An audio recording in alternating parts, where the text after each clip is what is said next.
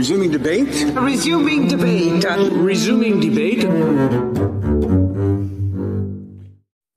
Hi there, everyone. Welcome to another episode of the Resuming Debate podcast. I'm your host, Member of Parliament, Garnet Jennis.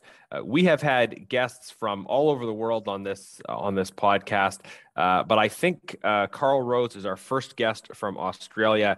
He wrote this book called Woke Capitalism: How Corporate Morality is Sabotaging Democracy. And I've been kind of interested in this whole topic for a while now, getting to the bottom of this whole issue of what is by its proponents called often stakeholder capitalism, maybe by its critics more likely to be called woke capitalism.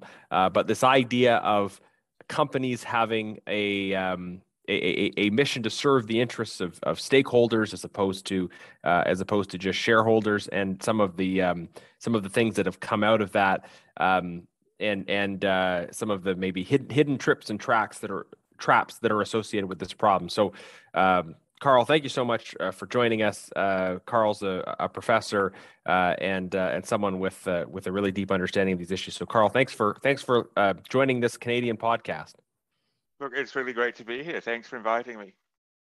So, for the uninitiated, could you maybe summarize the thesis of your book? And kind of give a bit of background as to why you came to care about this particular issue of woke capitalism. Yeah, I mean, the background to the book, is really an exploration of what's called woke capitalism, or as you say, sometimes people call it stakeholder capitalism. Something that's been emerging since just before 2020. Really, the term was actually coined. I've spent a lot of years researching the relationship between business and society, corporate social responsibility, business ethics, and in a sense, I'm usually quite critical of these things.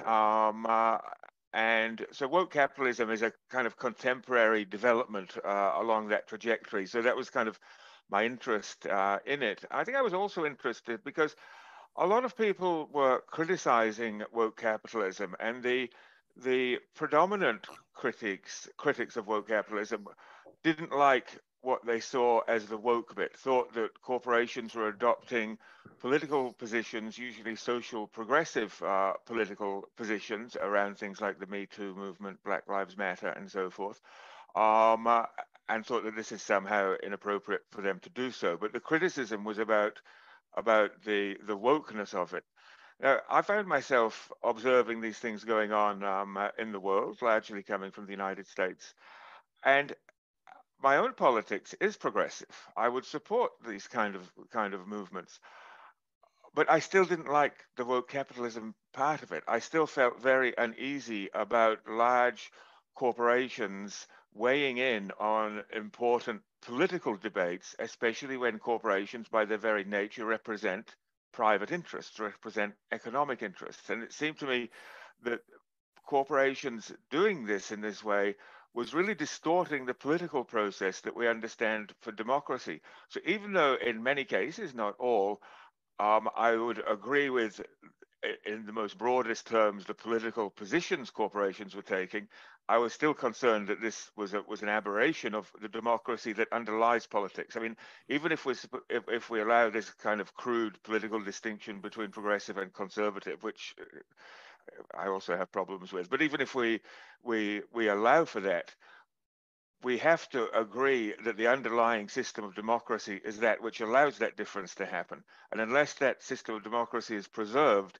then we're really just moving to, people in power fighting over who's right and who's wrong, where politics becomes determined by how much economic power you have. And that's not democracy, it's plutocracy. And so this is what the book is about. It's a critique of woke capitalism from a progressive perspective, while most critiques of woke capitalism come from a conservative perspective. So that's kind of what I was trying to do with the book. Right. That's a really interesting take on it. So essentially, you're saying that even if corporations are using their corporate power to push for things that you believe are good things, you're still fundamentally concerned about the method of of large private sector corporate actors exercising their power. Inevitably, even if they have good intentions, they're using their power and they're making choices about how they use their power. So, of course, we all agree in principle, absolutely, Black Lives Matter. But to have corporate leaders be the ones who say, this is how our society is going to respond to these issues, and we're going to drive the particular response and make decisions in our boardrooms about how to do that. That there's something you're arguing illegitimate about that compared to those debates being happening and being driven democratically. Absolutely. And it's a question of, I mean, part of the aberration, political aberration that results is that corporations have a say, have an undue say in what gets on the agenda. And it's usually around their interests. So corporations supporting Black Lives Matter. I mean, firstly, whether Black Lives Matter needed the corporations, they seem to be doing pretty successful as a political movement without corporate involvement, as many others have done. But who chooses? When we didn't see corporations backing democracy protests in Hong Kong a few years back, or in fact, one of the coaches in the NBA did make some statements and quickly had to backtrack when NBA revenues from telecasts in China were at stake. So it doesn't seem a principal move. Or even if you look in a country like Australia, we also have significant problems with police violence, murder, and undue incarceration of Indigenous Australians. And while corporations were quite happy to support Black Lives Matter and to mourn the deaths of people there, we didn't see any outcries here. For example, when Comanche Walker was shot by police in 2019, or David Dungay was choked to a heart attack in prison in 2015, both Aboriginal men. And so why wasn't McDonald's making a big deal about it here, like they were about Black Lives Matter? I presume it's because there was no commercial value in it for them. And that's not politics. That is the undue exercise of economic power. Mm-hmm. Yeah, I think hypocrisy is one of the major criticisms of woke capitalism, right? And the point I've made speaking on this issue in the House of Commons is if you're for racial justice in the United States and not for racial justice in China, then you're not really for racial justice, right? You're just for saying the right things in the right place for the right audience, but not saying the right things when it hurts your bottom line. Yeah, absolutely. I would absolutely agree with that. And I think there's a broader issue there too.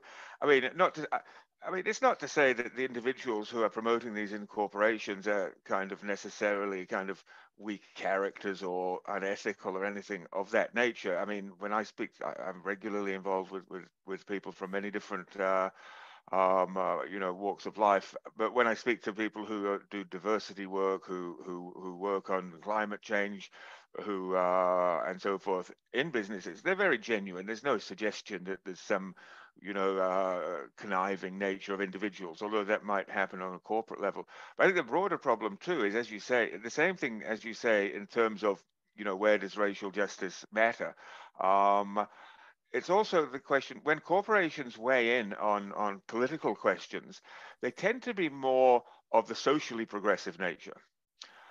They're not saying much about core economic issues. So, for example, you might argue that the extortionate increase in executive and CEO pay that we see around the world, where CEOs are getting massive multiples of pay compared to what they ever used to. This is to me an issue that needs to be debated politically. Corporations aren't weighing in on this because obviously it's not in the financial interests of the managers.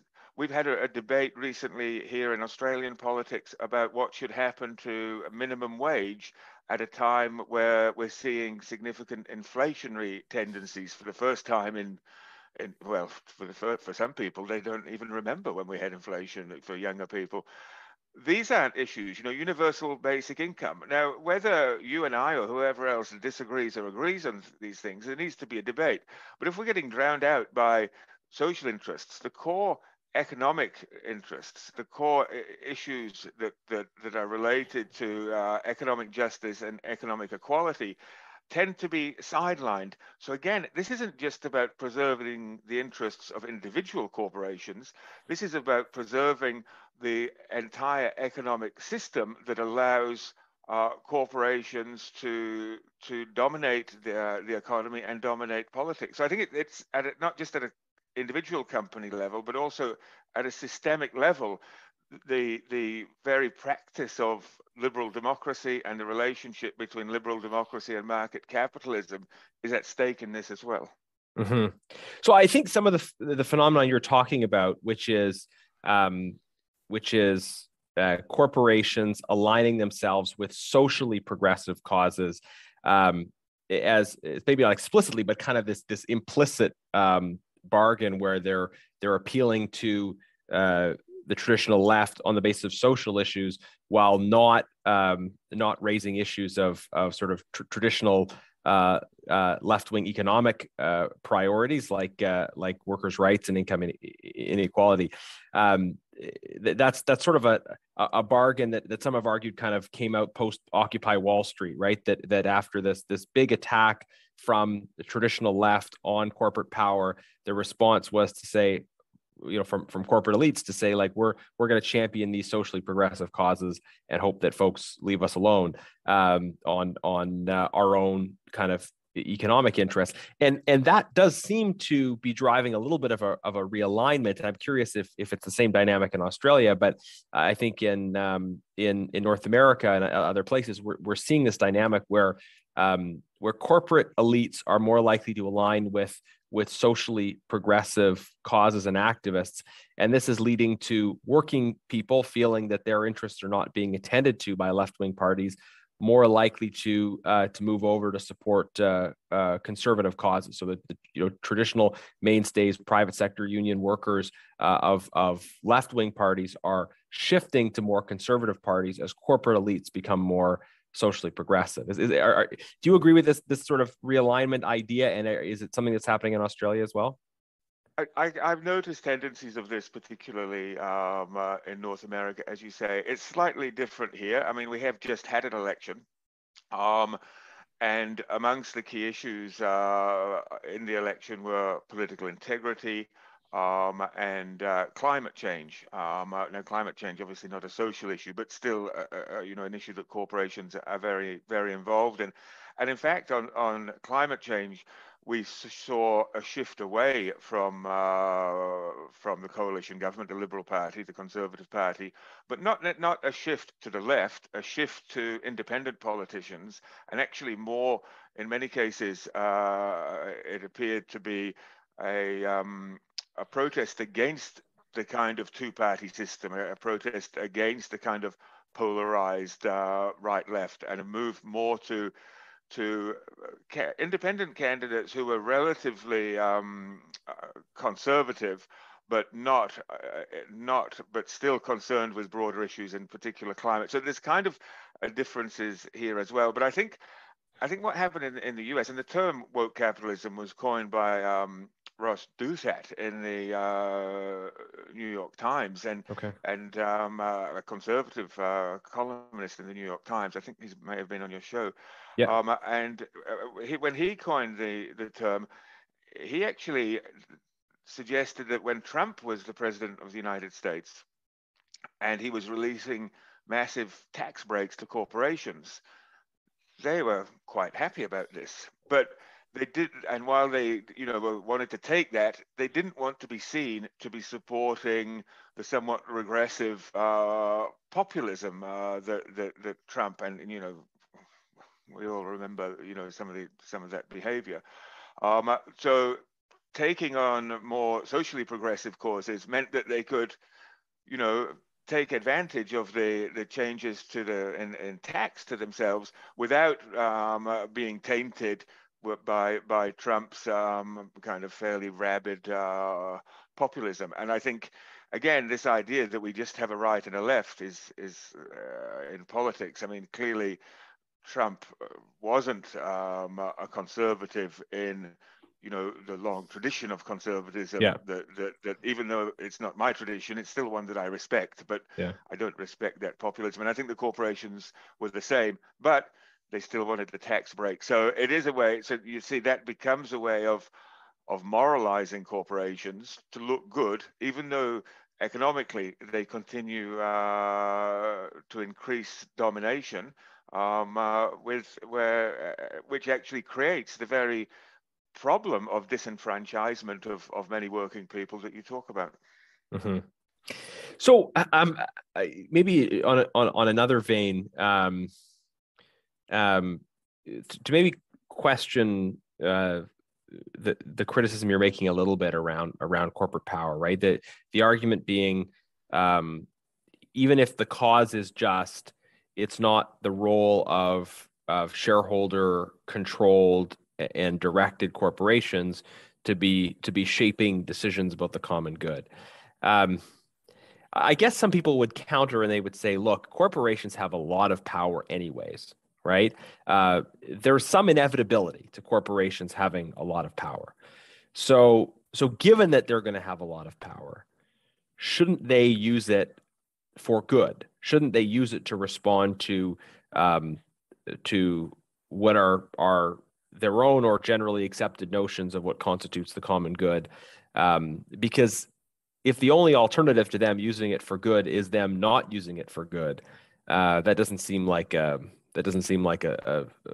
solution. That doesn't seem to address the more fundamental questions of corporations having power.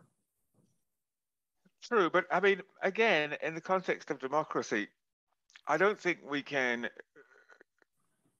treat what is or isn't good in a kind of absolute way. I mean, who gets to decide what's good is another question, and there would be, and that's something that should be subject to public and civic debate. So it's not so simple to define what you think is good and what I think is good may be different. Should my version of good prevail because I'm richer than you? That doesn't seem to be a reasonable system. And also, of course, not all corporations are woke. Let's not, and not all wealthy people are woke. Another example to think of here is, what is the role of organized labor? What is the role of trade unions in a democratic society? Are we going to let corporations decide on that? Because, especially if you look at the massive anti-unionism amongst corporations in the US. Look at Elon Musk, for example, recently. He's certainly not woke. He has a lot to say about democracy. When he wants to take over Twitter, he's not saying it's because he's a super billionaire and he wants to make even more money. He's portraying himself as the savior of democracy. He describes himself as a free speech absolutist. And he sees this takeover of Twitter as him restoring the public forums for democracy. Now, if you listen to him talk, he's been very successful as an entrepreneur, but his knowledge of politics and is somewhat sophomoric at best. Mm-hmm.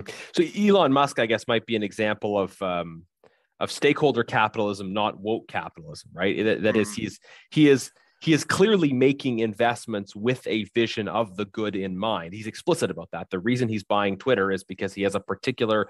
He may hope to make money with the asset, but what he's communicating is that his goal is to do something with this asset that reflects his worldview. And he doesn't really identify with a conservative tradition either, but he's a kind of libertarian type thinker. So I think that's interesting. That it was interesting to me that all of a sudden with this Elon Musk purchase, there was all this concern about, and it sounded like sort of concerns in the order of critiques of stakeholder capitalism. And the point I made at the time was let's acknowledge that who owns this asset matters a lot, and should it? I mean, let's ask the fundamental question: is it a good thing that whether it's Elon Musk or someone with a very different worldview, that the purchasing decisions of very wealthy people has such an impact on the public discourse? Right, absolutely. And I mean, it's kind of always been the case, even with traditional media, and, look at Rupert Right. Murdoch as an example there.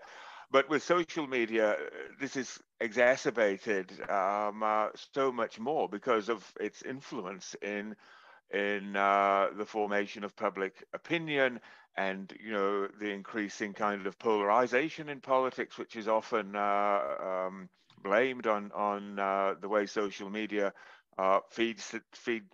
basically feeds information to us that we want to hear, and just reinforces views rather than challenges them. So I mean, absolutely critical. I mean, which again then brings in, and I know this is something that you've been looking at closely.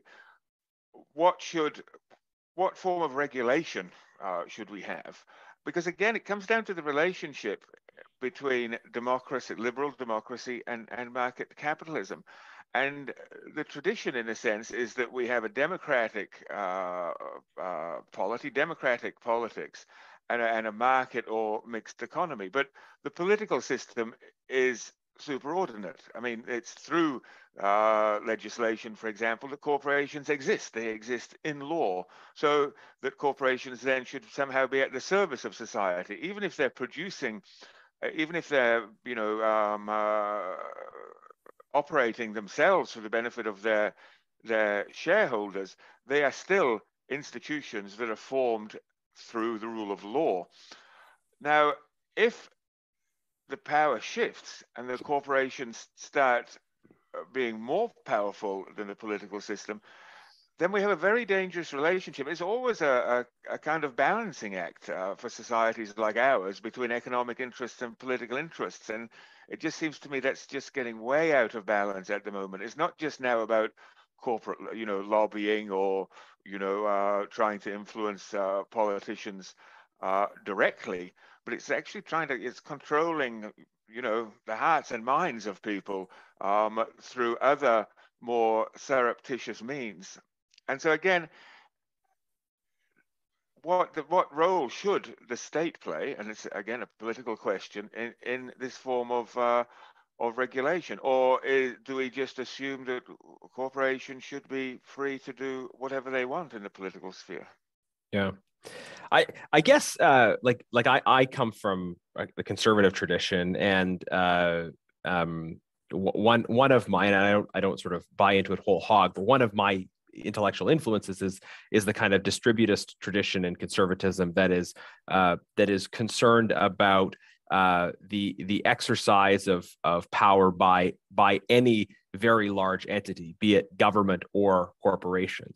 And I guess one of the concerns that I have about those who say government regulation is the solution to overpowerful corporations is that, of course, government can exercise power in its own political interests in ways that are undemocratic or contrary to freedom. But perhaps even more insidious, government can use the power of suggestion with corporations that they regulate. And I think we see this a bit in social media, right? Where governments say to social media companies, you regulate these things or we'll do it for you. And the effect of that is that social media companies are able to regulate to some extent at the behest of government, but without the government being truly responsible or accountable for that.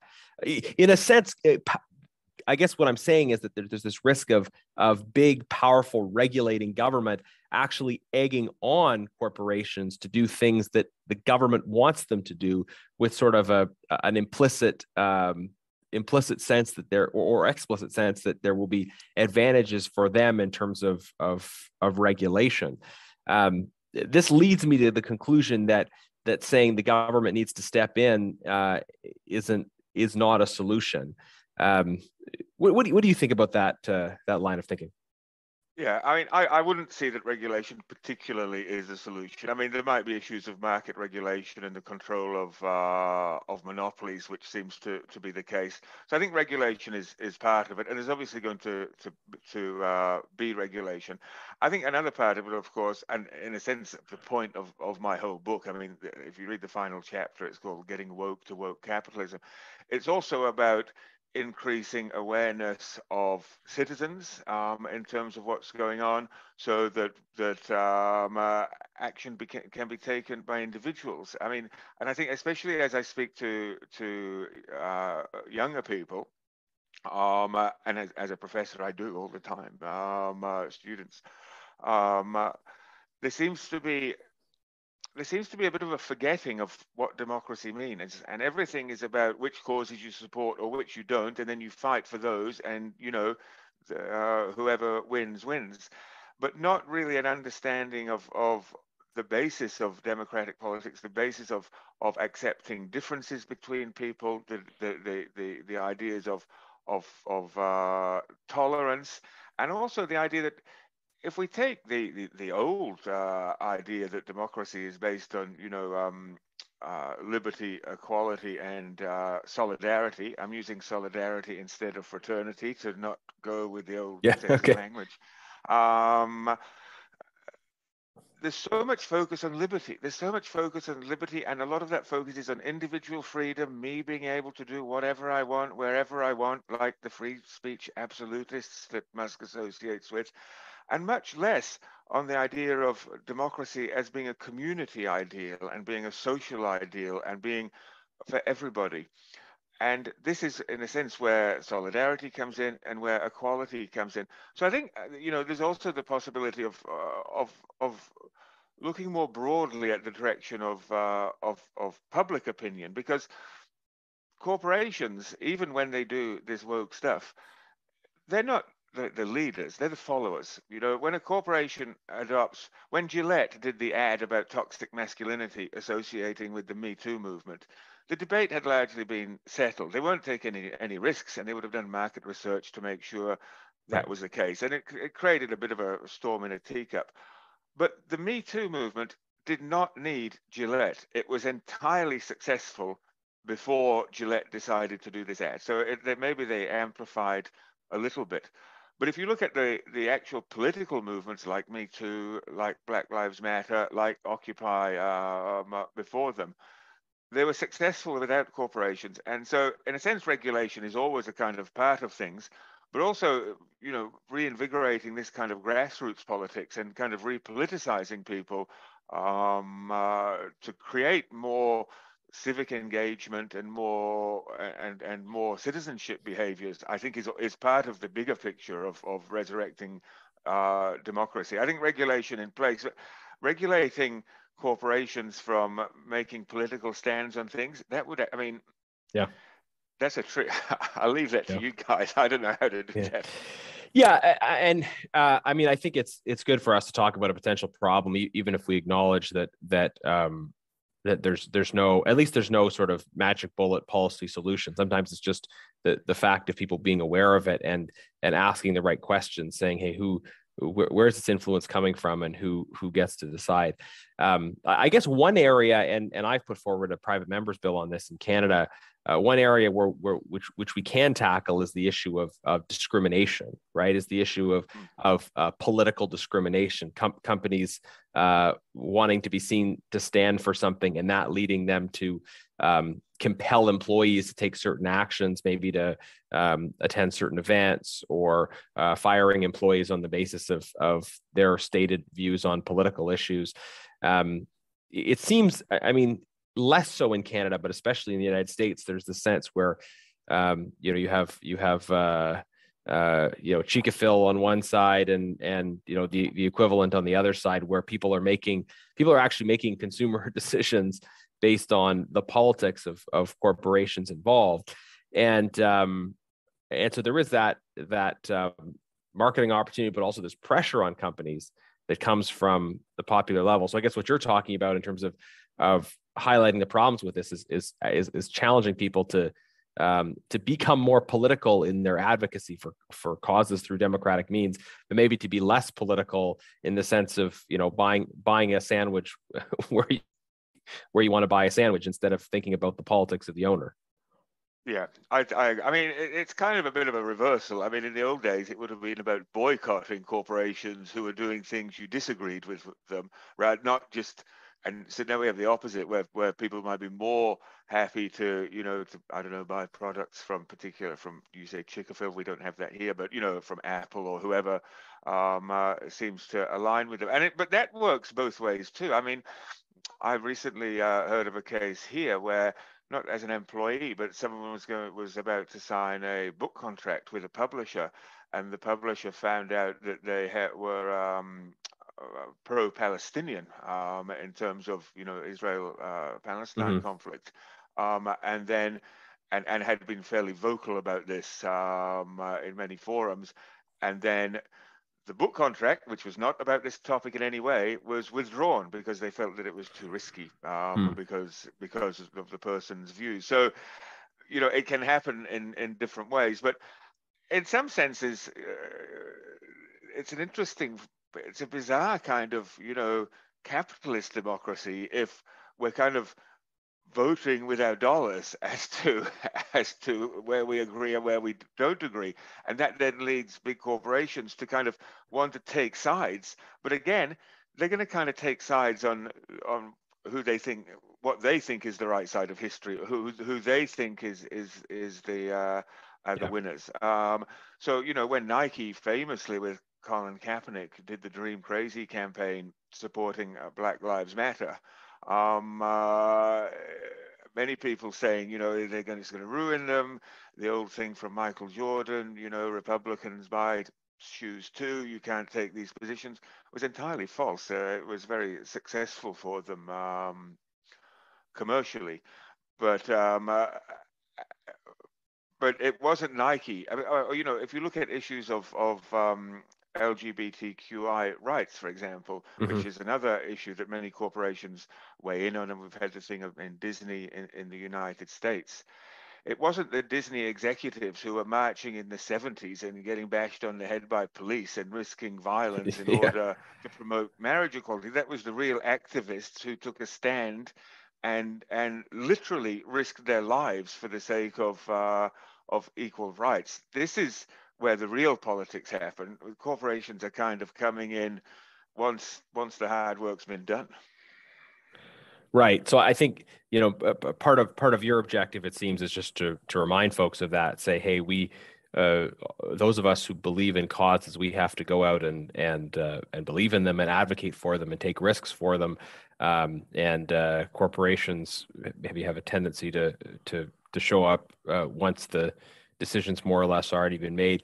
Um, I mean, I do want to maybe water down what I said earlier, in that I do think it's legitimate to boycott things that you don't believe in as a means to not want to be complicit in something that you just think is wrong. I guess there's a difference between saying, I'm not going to buy from this company because they are sourcing products involving slave labor, and then saying, on the other hand, I don't want to buy from this company because um, I don't agree with how the local franchisee votes, right?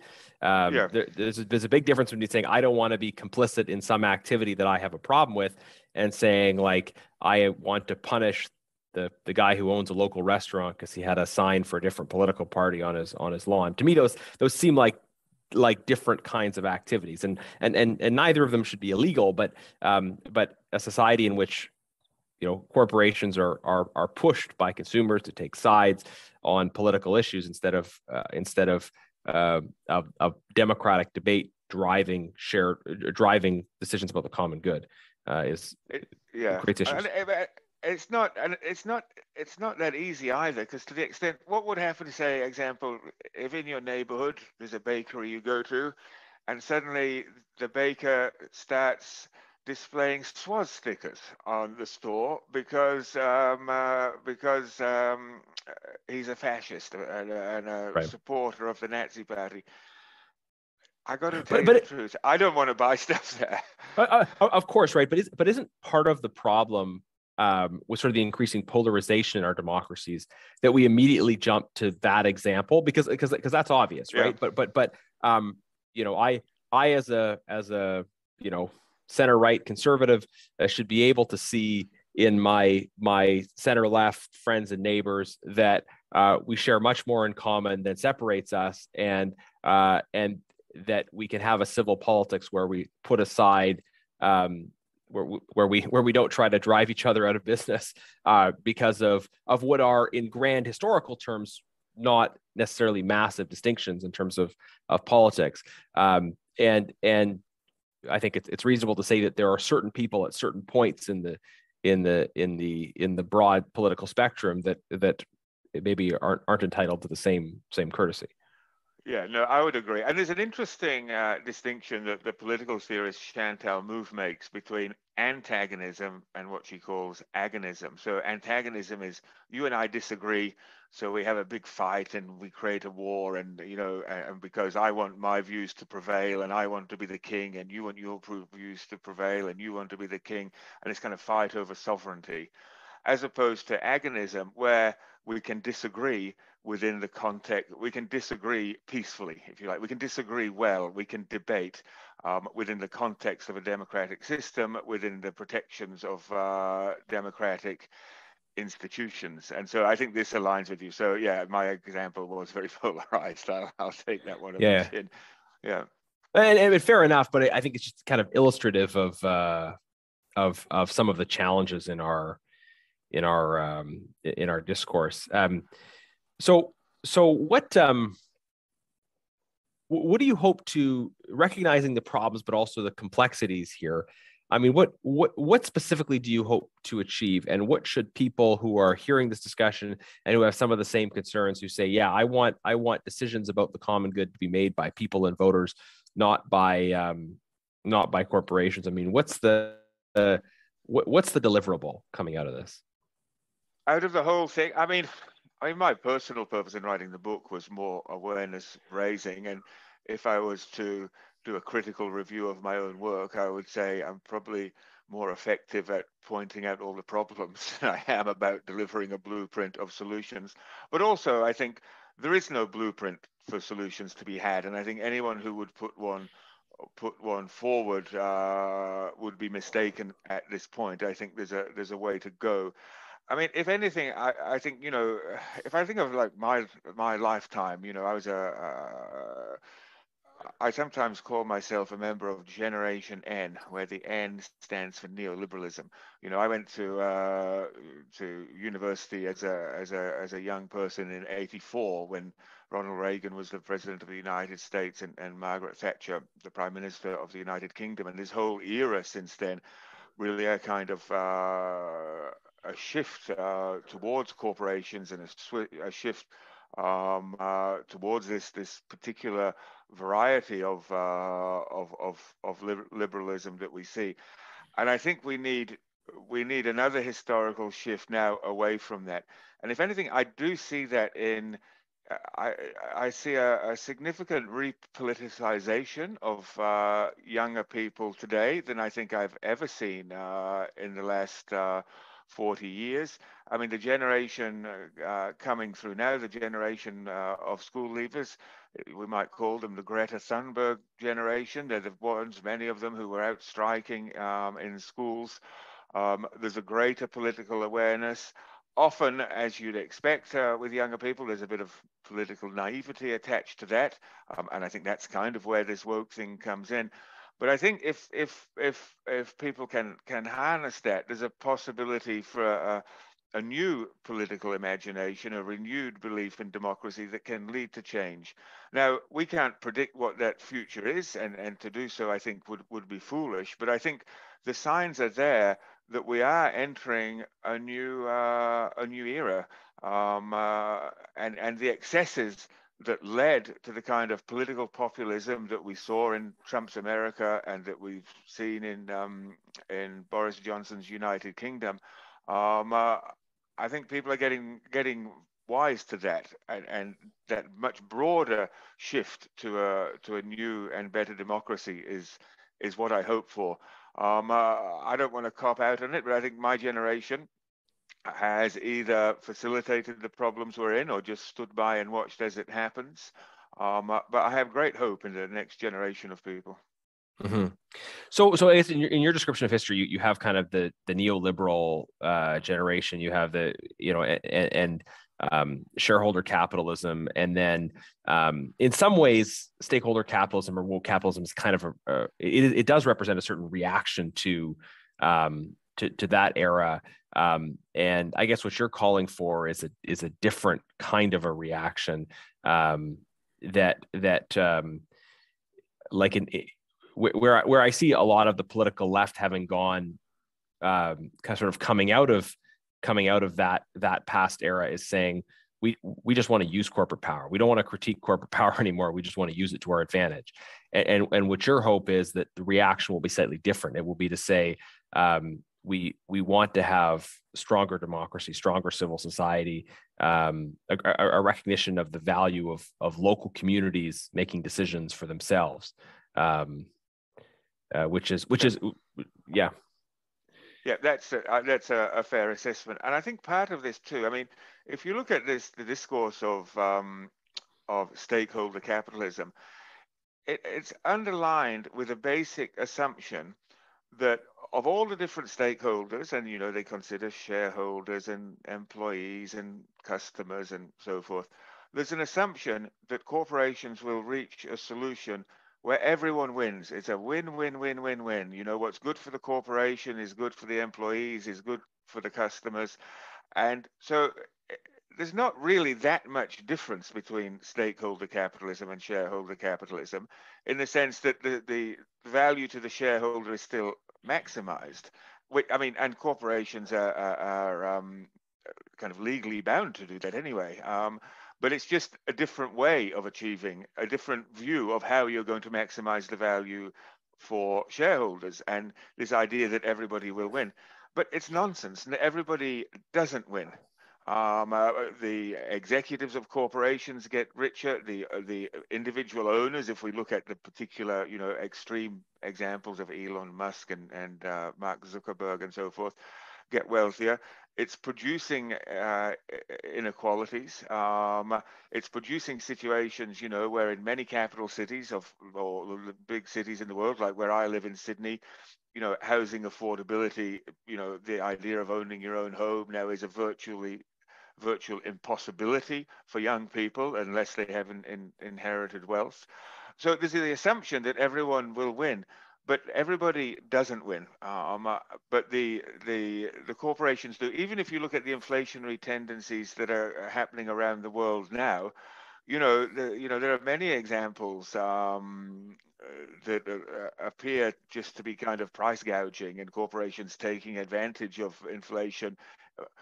Because corporate profits aren't being hampered by these inflationary tendencies. So I don't really see it. I think so-called stakeholder capitalism is just a more advanced version of shareholder capitalism, but one that tries to placate the issues of those people who do get disenfranchised by the system. And these are the people, as you mentioned earlier, who feel left out, the people who, were called deplorables by one politician in the US. And these are real, working people who, for many cases, issues of regional-based unemployment, working poverty, are very real. And these are not stakeholders who are benefiting from this system. So I think that, the whole notion of stakeholder capitalism is it's just a new version of the old capitalism that's become a bit more sophisticated in trying to get people to support it. Yeah. So this has been a really good discussion. I've got a couple more questions I want to ask you, and then I'll open it up to you to have the last word. So Klaus Schwab and the World Economic Forum. Increasingly in my constituency office, it's been interesting, more and more people talking about, and there's conspiracy theories out there about, they're making all kinds of absurd claims. Klaus Schwab wrote a book called Stakeholder Capitalism, in which he, broadly speaking, makes the case for stakeholder capitalism. And his ideal model is that through the World Economic Forum, it's a place where business, political leaders get together to have discussions about the common good and to then use their various influence in different places to advance that. So it's not a conspiracy, but it's a think tank that's doing what think tanks do, which is to advocate for positions.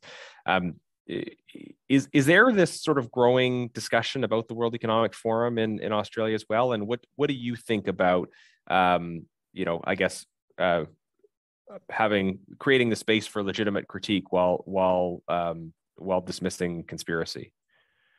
Yeah, I mean, I wouldn't have a conspiracy theory. They've been around for a long time. I mean, obviously, there is some irony in the super wealthy flying private jets to an idyllic Swiss village in Davos to talk about climate change. It seems to be a bit ironic.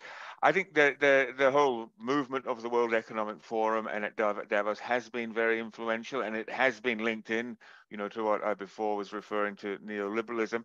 I think, again, the idea here is that everything's going to be consensus. We don't have to disagree, and they're going to come up with one model.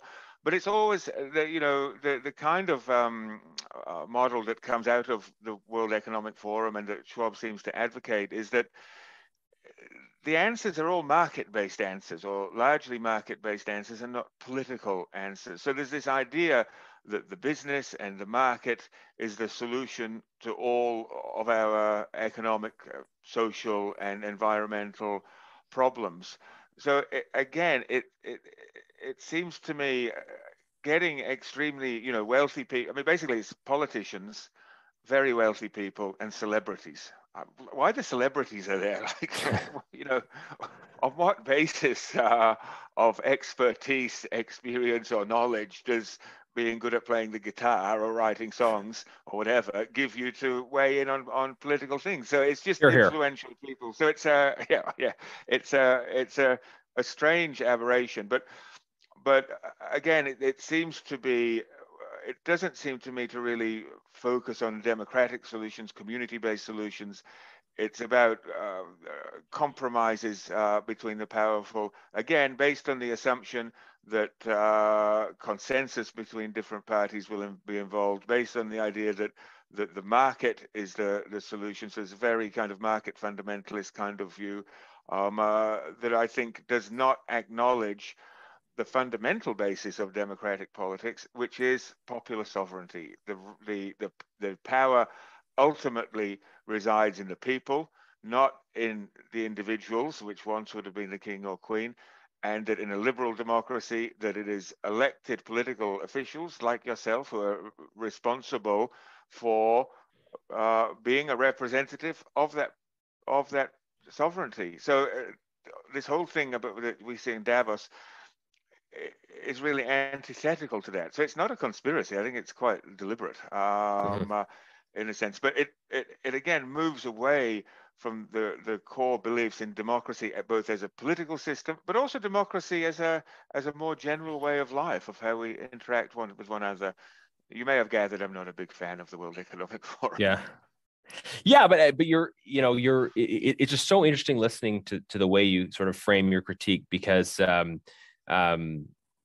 me as someone who's more conservative view, as speaking in a way, I think that's from a more sort of center left progressive tradition, but making some similar critiques. I think the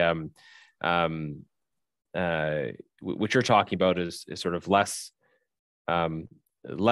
corporation and more politics. I think conservatives would say be more inclined to really emphasize the role of culture and community as being more important still than, and maybe you agree with that as well, but as being more important still than either politics or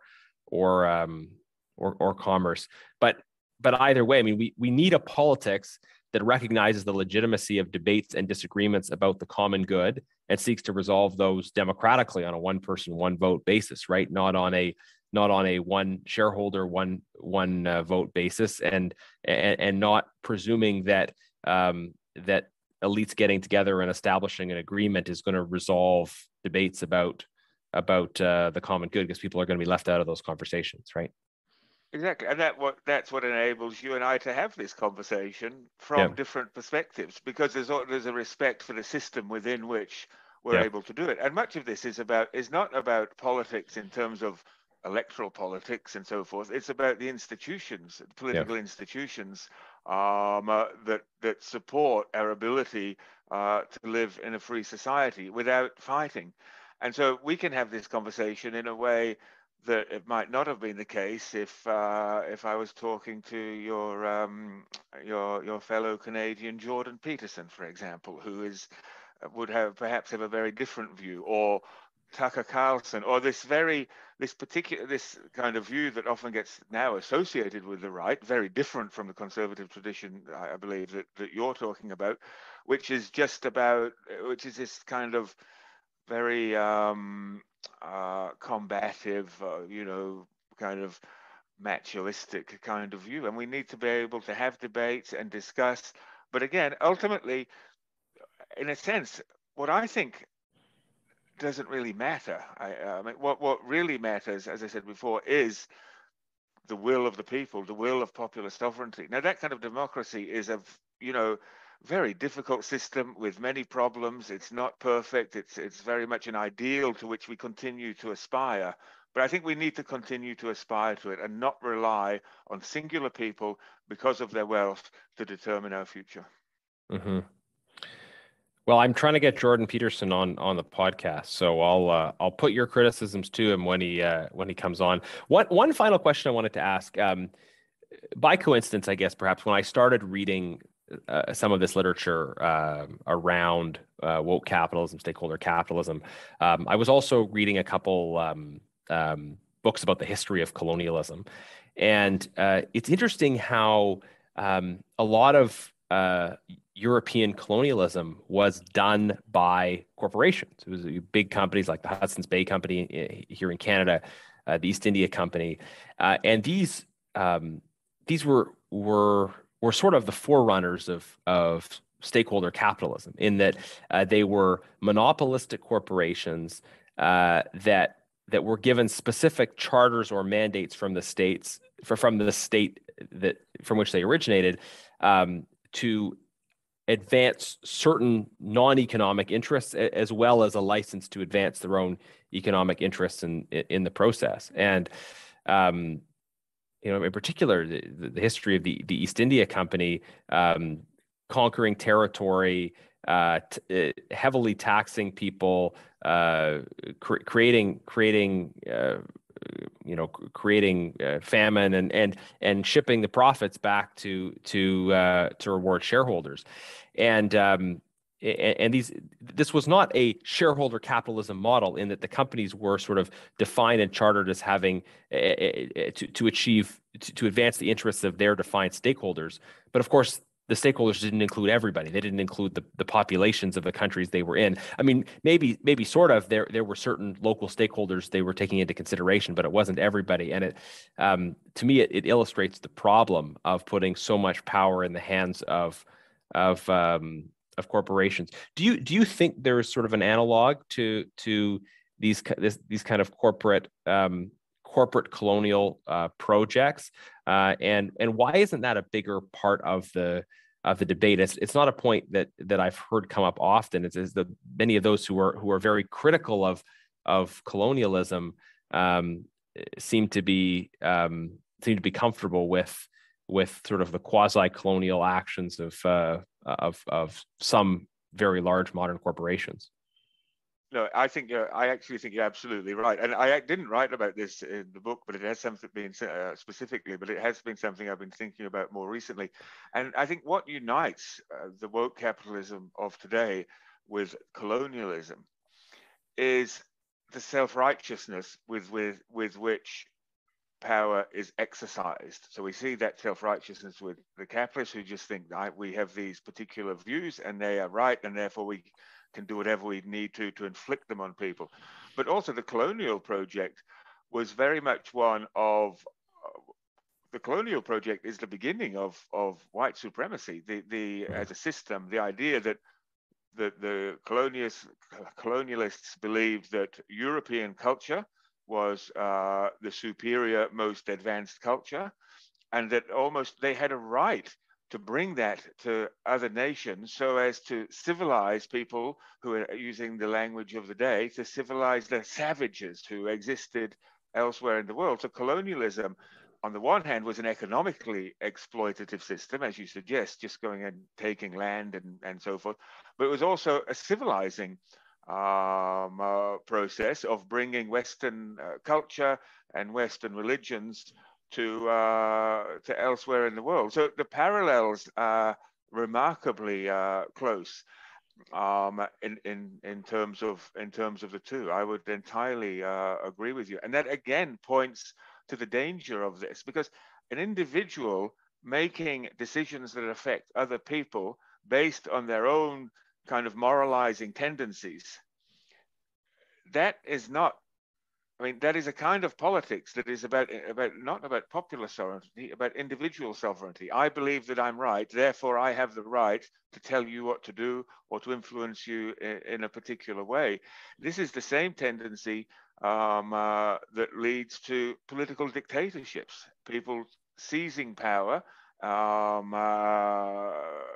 not with no opportunity for anyone to take it from them other than through violent means, because they are so convinced that they are absolutely right about everything. And it's this kind of arrogance, this moralizing arrogance, which infiltrates woke capitalism, just as exactly as you said, as it did colonialism before. So I mean, I think that's a extremely important point. And again, it's about learning the lessons of history, save that we don't repeat them.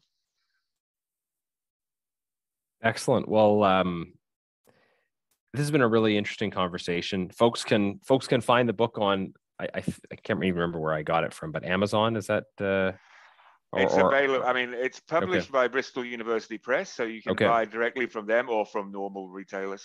Okay, so Woke Capitalism: How Corporate Morality is Sabotaging Democracy is the book. Some other sources on this.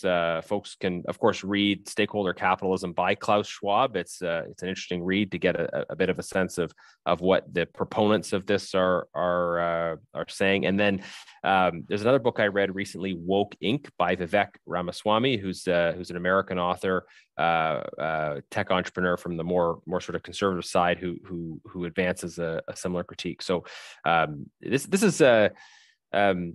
is an important issue, I think, for the future of our societies, for people to think about and understand what is this movement of corporate influence shaping democracy to advance particular notions of the common good, and what are the problems with it. And I'm personally, I agree very much with you, Carl, that we do need to be critiquing